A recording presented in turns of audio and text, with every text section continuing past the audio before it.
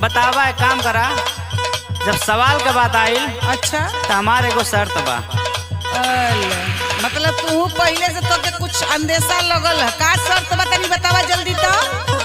ऐसन बा, हाँ एक को सवाल तू पूछिया अच्छा तो हम ओकर जवाब देब, अच्छा लेकिन हमरो कुछ सवाल रही अच्छा ओकर तुम्हें जवाब देवे के पड़ी। आई हो दादा गोइल भइस पानी में। आ सुना, तो शर्त का बा ऊ बतावा।